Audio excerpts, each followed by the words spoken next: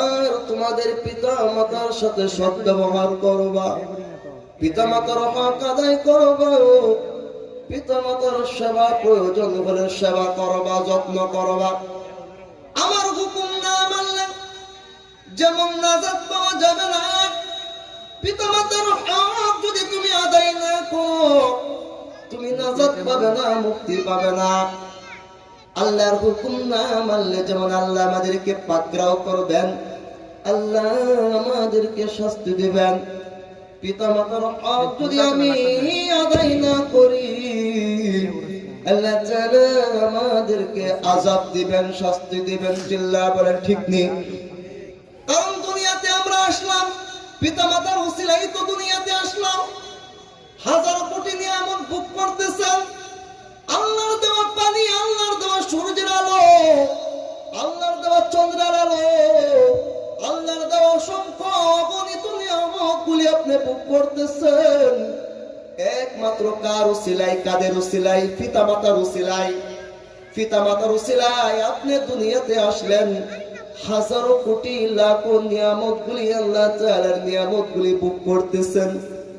ও ভাইয়েরা আমার, পিতা মাতার ভালোবাসা হলো নিঃস্বার্থ ভালোবাসা। কি বলেন? এই ভালোবাসার মধ্যে কোনো স্বার্থ আছে?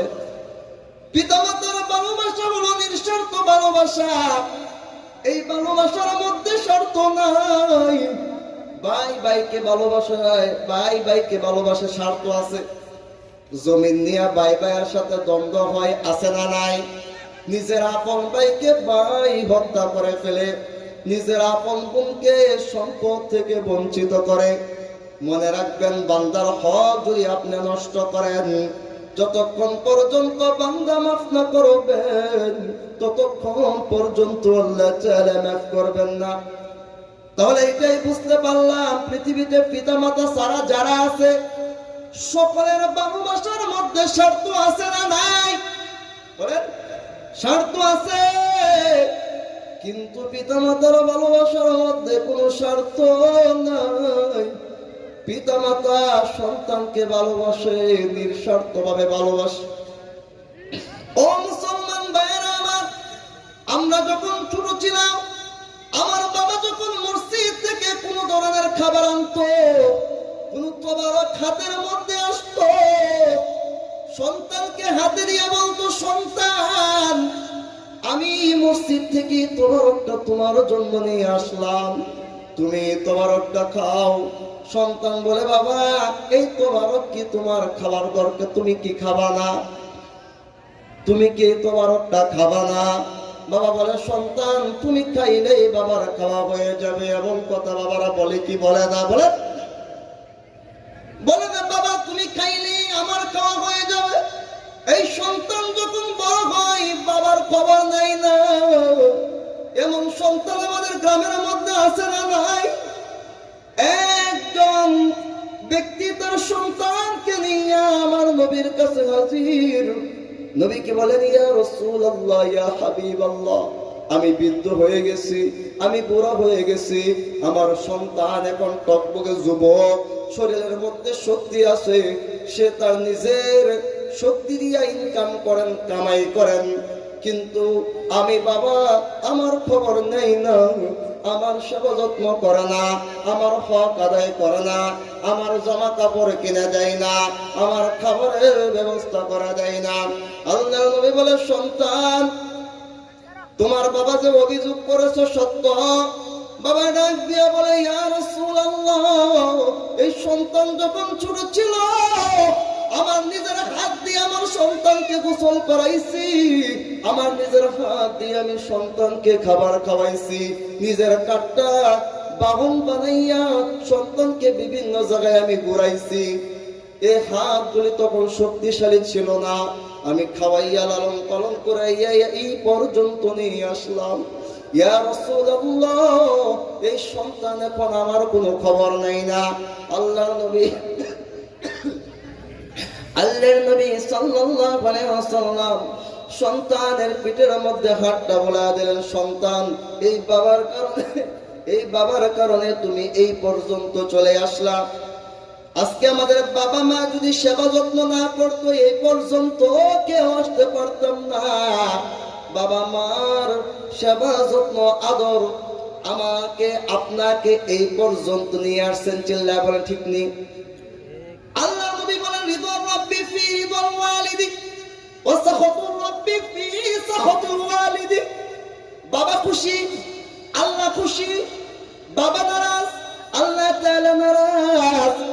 বাবা যদি খুশি হয়, আল্লাহ তাআলা খুশি হবে।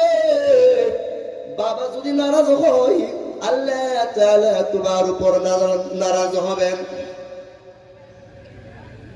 আল্লাহর নবী সাল্লাল্লাহু আলাইহি ওয়াসাল্লাম সাহাবাদেরকে নিয়ে বাবা মার ওয়াজ করতেছেন, নসিহতমূলক কথা বলতেছেন।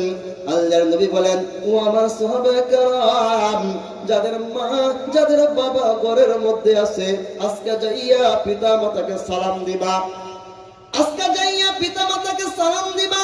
নেক নজরে যদি একবার পিতা মাতার দিকে একবার নেক নজরে তাকাও, একটা কবুল হজের সওয়াব আল্লাহ তোমার আমলনামার মধ্যে লিখে দিবে।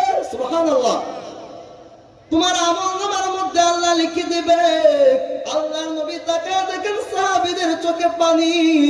সাহাবারা বলেন, ইয়া রাসূলুল্লাহ, ইয়া হাবিবাল্লাহ, কিছুদিন আগে আমার মা দুনিয়ার জমিন থেকে চলে গেছেন। মুসলমান ভাইরা আমার, যার মা নাই এই পৃথিবীতে, তার মতো জনম দুঃখী মানুষ আর পৃথিবীতে কেউ নাই। তার মতো অভাবী আর কেউ নাই। তার মতো দুঃখী আর আল্লাহর জমিনে কেউ নাই। যার বাবা নাই, তার মতো অসহায় আর এই পৃথিবীতে কেউ নাই। যার বাবা মা নাই, পৃথিবীতে সব চাইতে দামি সম্পদ তার কাছ থেকে হারায় গেছে। চিল্লায় বলেন ঠিক নেই? আল্লাহর নবী তাকায় দেখেন সাহাবীদের চোখে পানি।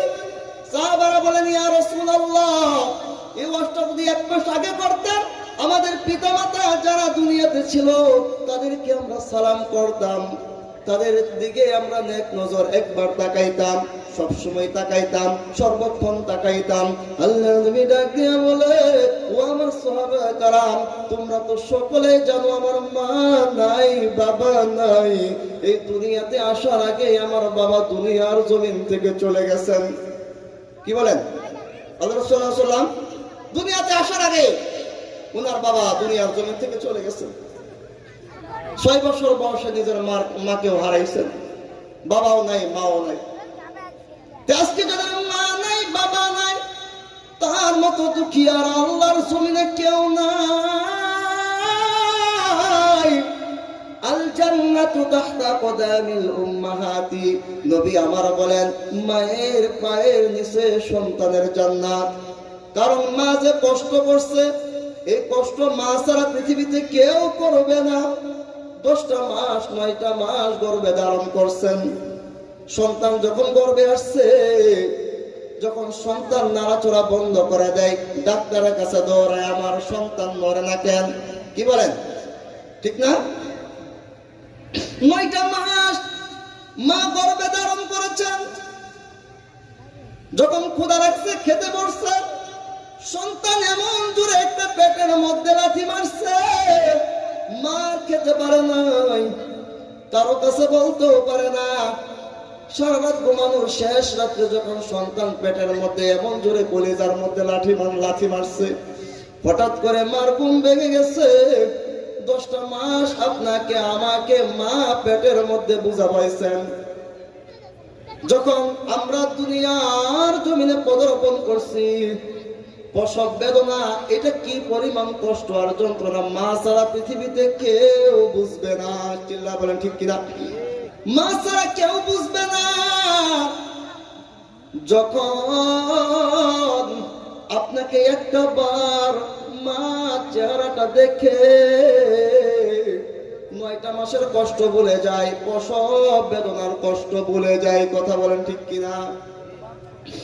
দোয়া কবুলের ক্ষণে করি মুনাজাত, দোয়া কবুলের ক্ষণে করি মুনাজাত।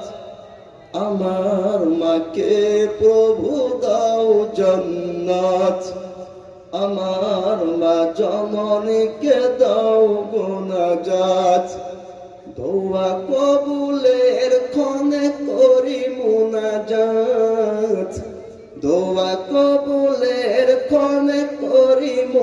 নাজাত, আমার মাকে প্রভু দাও জান্নাত, আমার মা জননীকে দাও গো নাজাত।